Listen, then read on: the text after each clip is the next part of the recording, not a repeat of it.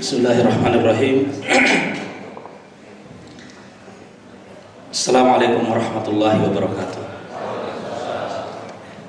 Alhamdulillahilladzi allafa baina qulubina wa ja'alana ikhwanan mutahabbina 'amilina da'ina mujahidina fi sabilihi, amma ba'd. Saudara-saudara sekalian, bapak-bapak, ibu-ibu yang saya hormati, secara khusus Wakil Presiden kita Pak Yusuf Kalla, dan juga tuan rumah Bapak Burisal Bakri, serta para pimpinan lembaga tinggi negara yang hadir pada kesempatan ini. Setiap kali kita melaksanakan ibadah puasa, saya selalu berpikir begini: mengapa ada jutaan, hampir 2 miliar umat manusia hari ini berpuasa, padahal tidak ada undang-undang yang memaksa mereka berpuasa. Tidak ada negara yang mewajibkan mereka berpuasa. Tidak juga ada polisi yang secara khusus ditugaskan mengontrol orang yang tidak berpuasa. Bahkan Menteri Agama menyampaikan kita harus menghormati yang tidak berpuasa. Tapi kita tetap semuanya berpuasa. Apa yang membuat satu aturan itu ditaati oleh manusia, dan apa yang membuat aturan tidak ditaati oleh manusia? Itulah bedanya agama dan negara. Agama ini punya wibawa spiritual dalam diri manusia yang tidak dimiliki oleh negara. Dan karena itu, ada negara atau tidak ada negara, ajaran-ajaran agama itu tetap akan dilaksanakan oleh manusia. Itu sebabnya, karena kekuatan ini, maka Rasulullah SAW mengatakan, la yablughanna hadzal dinu ma balagal lailu wan nahar. Agama ini akan sampai kepada seluruh manusia tanpa kecuali, sepanjang siang dan malam menjangkau mereka. Dan itu sebabnya kalau kita melihat, salah satu ciri dari agama ini yang membedakannya dengan negara, rezim, imperium, kerajaan, yang membedakannya adalah jumlah pemeluk agama ini itu terus bertambah, tidak pernah berkurang, sementara negara datang dan pergi. Dulu ada imperium Romawi, sekarang tidak ada. Dulu ada Yunani yang luar biasa, sekarang bayar utang pun susah. Ya. Tapi agama ini terus bertumbuh dan tidak pernah selesai bertumbuh. Persis seperti janji Rasulullah, la yablughanna hadzal dinu ma balagal lailu wan nahar. Agama ini akan sampai kepada seluruh manusia tanpa kecuali, sepanjang siang dan malam menjangkau mereka. Beberapa waktu yang lalu saya menulis di koran Sindo tentang agama dan demografi. Dan bagaimana satu penelitian di Amerika menunjukkan bahwa nanti pada tahun 2050 kira-kira agama Islam ini akan menjadi agama terbesar di dunia, atau paling tidak sama dengan agama Kristen. Sekarang saya ingin membuat ini sedikit dalam angka-angka. Dulu waktu Rasulullah SAW diangkat menjadi nabi, dia cuma seorang diri. 13 tahun kemudian beliau berdakwah di Mekah. Hasilnya itu adalah 200 orang yang hijrah ke Madinah, 85 orang yang hijrah ke Habasyah, 70 orang Ansor yang sudah masuk Islam yang ada di Madinah. 10 tahun kemudian, waktu beliau melaksanakan Hajjatul Wada, dari jumlah 335 orang waktu beliau hijrah ke Madinah ini, yang ikut bersama beliau dalam Hajjatul Wada itu jumlahnya dalam satu riwayat 100.000, dalam riwayat yang lain 125.000. Jika jumlah ini, nah ini selamat datang Pak Prabowo.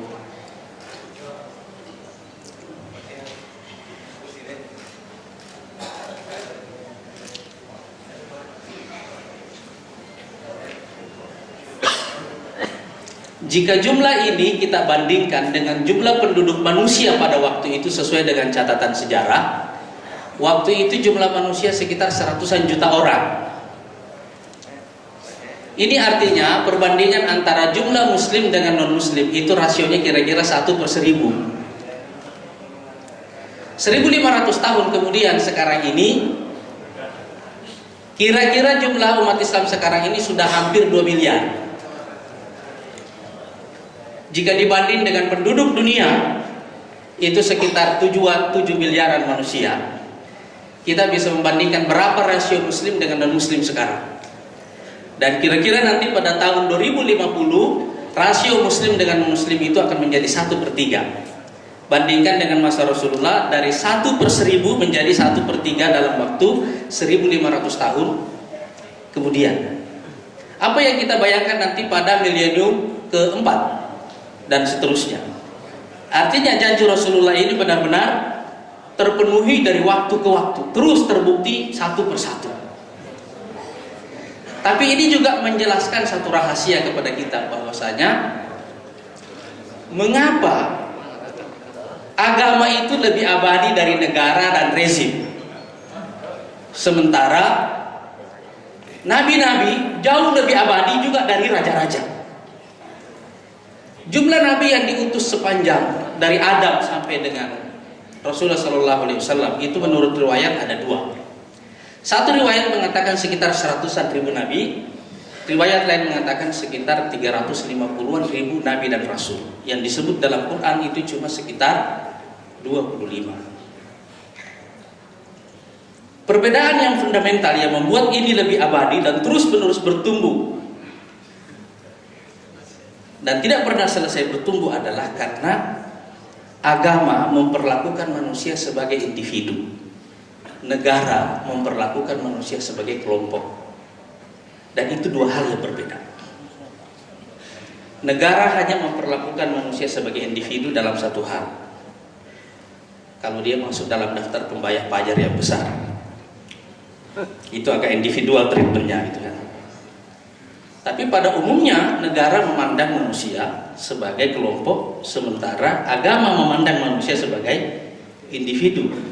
Itu sebabnya waktu agama ini masuk ke manusia, yang pertama kali dilihat dari manusia itu apa yang membuat orang tidak mau beragama. Itu dulu.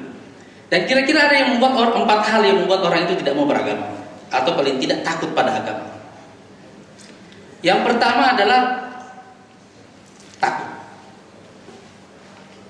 Dia takut kalau beragama ini membuat nyawanya jadi terancam. Satu. Yang kedua, kemiskinan, lapar. Karena itu Rasulullah mengatakan kadal faqru ayyakuna kufran. Kemiskinan dan kekufuran itu hampir bersaudara. Orang miskin paling gampang menggugat Tuhan, paling gampang menganggap Tuhan itu tidak adil. 2 faktor yang menghalangi orang dari agama ini umumnya ada pada kelompok kelas menengah bawah. Dan karena itu Allah Subhanahu wa taala mengatakan falyabudu, hendaklah mereka menyembah Rabb hadzal bait, Tuhan pemilik rumah ini yaitu Ka'bah, allazi at'amahum min ju', yang sudah terlebih dahulu memberi mereka makan dari lapar, wa amanahum min khauf.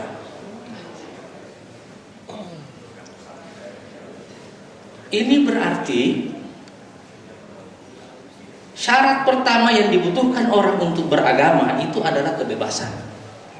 Sebab agama ini pilihan, dan tidak ada pilihan bagi orang yang tidak bebas. Makanya Islam memerangi 2 hal dalam kaitan ini. Yang pertama adalah perbudakan, itu yang ada di masa lalu. Yang kedua adalah kediktatoran. Karena kediktatoran mencabut kebebasan manusia, dan itu membuat orang tidak bisa memilih. Padahal Allah mengatakan la ikraha fiddin, tidak ada paksaan dalam agama. Faman syaa'a falyu'min wa man syaa'a falyakfur. Siapa yang mau dia beriman, siapa yang mau dia kafir. Ini agama pilihan. Seseorang tidak bisa dipaksakan untuk masuk ke agama ini. Orang harus masuk ke dalamnya karena itu adalah pilihannya. Kita menjadi orang Indonesia itu adalah takdir, bukan pilihan. Iya kan? Tapi kita menjadi muslim itu adalah pilihan. Oleh karena itu, kebebasan itu adalah syarat. Kebebasan adalah syarat untuk membuat orang itu mau beragama. Nah, faktor ketiga yang menghalangi orang dari agama itu adalah al-maslahah, kepentingan. Nah, biasanya ini ada di kelompok kelas menengah atas dan elit. Orang-orang ini berpikir bahwa ketaatan pada agama membuat kepentingan duniawi mereka merasa terancam. Itu satu. Faktor kedua yang ada di kelompok elit ini, dan ini bagian keempat yang mencegah orang dari agama, itu adalah kesombongan. Inilah penyakit iblis menurun kepada para elit sepanjang sejarah, seperti Firaun, seperti Haman, seperti Qarun.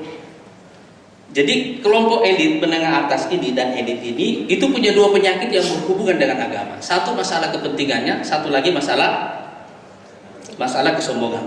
Nah, sekarang kalau kita melihat dalam sejarah Islam, karena itu Rasulullah SAW mengembangkan agama ini dengan melakukan 4 hal. Yang pertama adalah menjamin kebebasan bagi orang dulu untuk memilih. Orang tidak dipaksa memilih, tapi kasih dulu kebebasan. Makanya seperti Bilal dalam sejarah Islam, kita lihat dalam sejarah Nabi, Bilal karena dia tidak bisa memilih karena dia adalah budak, dibebaskan dulu, dibeli. Tapi sekarang tidak ada sistem perbudakan. Cuma ada sistem, ada tirani, ada kediktatoran yang mungkin membuat orang tidak beragama. Takut jadinya kan. Saya ingat dulu tahun 80-an orang mau berjilbab di Indonesia ini rasanya itu satu membutuhkan keberanian yang luar biasa. Kemarin kita mendengarkan berita, hari ini para polwan mengajar anak-anak mengaji. Sejak kapan orang-orang ini menganggap berjilbab ini? Karena dia merasa bebas, dia tidak merasa terancam kalau dia beragama. Itu satu.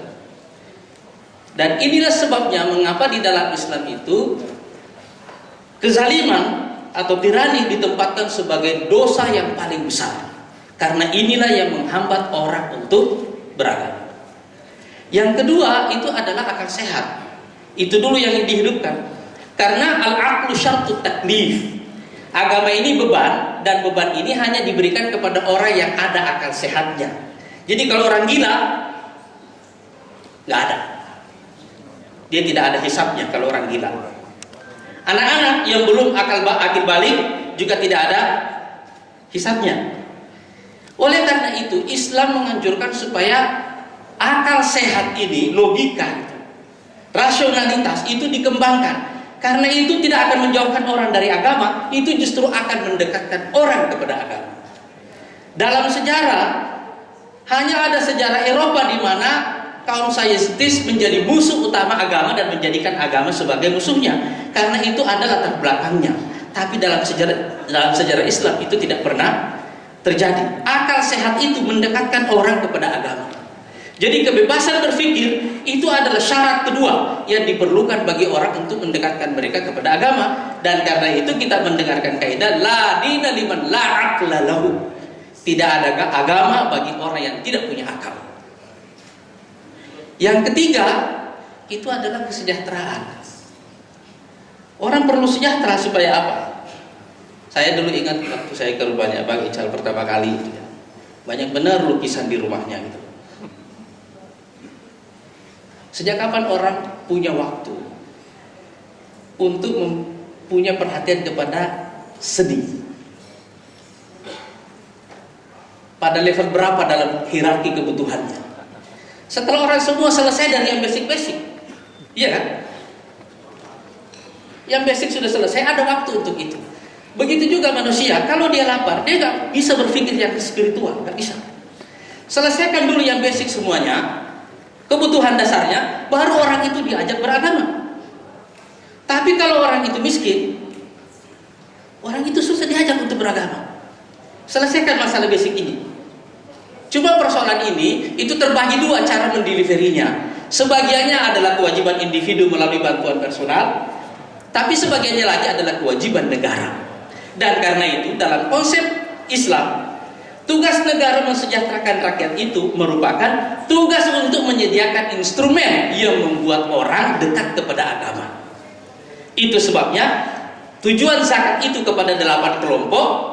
Satu di antaranya yang disebut al-mu'allafati qulubuhum. Jadi uang itu punya fungsi taklif, melembutkan hati. Melembutkan hati. Orang kalau dikasih uang sifat kritisnya hilang. Memang ada maksud itu. Ya. Ini politisi semua tahu kaidah ini kan? Islam juga menggunakan itu. Orang bisa pindah agama karena itu. Dari Islam ke yang lain bisa, dari yang lain ke Islam juga bisa. Bisa terjadi hal seperti itu. Makanya orang yang baru masuk Islam, kenapa disebut mu'allafati qulubuhum? Karena memang dia perlu dilembut-lembutkan hatinya bahwa di dalam agama ini ada kebaikan. Tapi lebih dari itu, kita juga melihat bahwa jika terjadi pertentangan antara kebutuhan fisik dengan kebutuhan spiritual, kita lihat idza ja'al isya'u wa quddimal 'asya faqaddimul 'asya, kata Rasulullah. Kalau waktu isya sudah datang tapi makan malam sudah dihidangkan, makan dulu baru salat isya. Iya kan? Nah, ini ada poin yang keempat yang membuat cara Islam, yaitu menciptakan nuansa spiritual. Kenapa? Karena kesejahteraan itu tidak secara otomatis membuat orang beragama. Tidak juga. Cuma membuat dia melampaui kebutuhan dasarnya. Dan karena itu diperlukan nuansa spiritual yang membuat orang itu dari waktu ke waktu tahu bahwa di atas kebutuhan fisiknya ini ada sesuatu yang lebih tinggi. Dan itulah sebabnya mengapa puasa ini diwajibkan oleh Allah Subhanahu wa taala di bulan Ramadan seperti ini, supaya di sini semua orang yang kaya yang miskin satu sama-sama merasakan lapar. Supaya kita meninggalkan itu semuanya dan ini orang naik ke atas, meningkat, melampaui kebutuhan fisiknya. Dan dengan cara begitu kita keluar kepada satu kaidah yang lain. Mengapa kesejahteraan di barat membuat orang di sana menjadi ateis?